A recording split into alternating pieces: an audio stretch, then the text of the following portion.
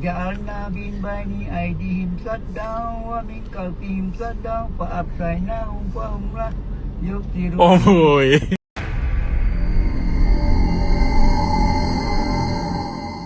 Ingatkan radio? Rupanya Uncle Cina ni yang sedang baca Yasin. Satu rakaman video tular di media sosial telah mencuri perhatian ramai apabila memaparkan seorang Uncle Cina yang sedang memandu kereta sedang membacakan surah Yasin. Apa yang lebih mengejutkan, Uncle Cina itu begitu fasih dan lancar membaca sehingga habis.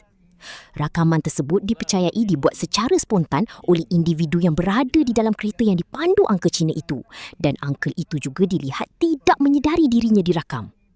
Perkongsian ini membuka mata ramai bahawa semua bangsa boleh menambah ilmu dan memahami serta membaca surah Yasin. Adakah Uncle Cina ini lagi fasih baca Yasin daripada kita? Renungkanlah.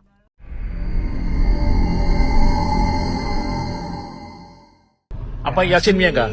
Wal Qur'anil Hakim innaka laminal mursalin. Oh boy. Ala siratim mustaqim. Oh boy. Tanzilal azizir rahim. Oh. Litunkira qauman ma unkira aba'uhum fahum ghafilun. Oh.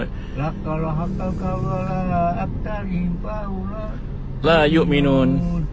Inna ja'alna fi anakihim akraran fahiya ilal akani bahum Mukmahun.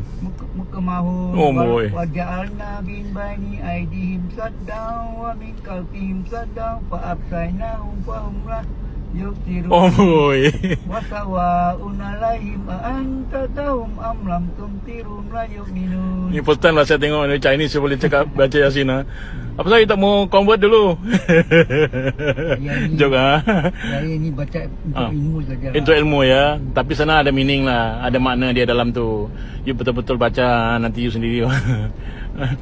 You 70. Selalu saya panggil saya baca mengucap tahu. Mengucap. Ha. Macam mana mengucap? Cuba mengucap. Ashadu bukan. Itu astagfirullahalazim dulu. Istighfar kah? Asyhadu an la ilaha illa Asyhadu an la ilaha illallah wa asyhadu anna Muhammadan Rasulullah. Oh.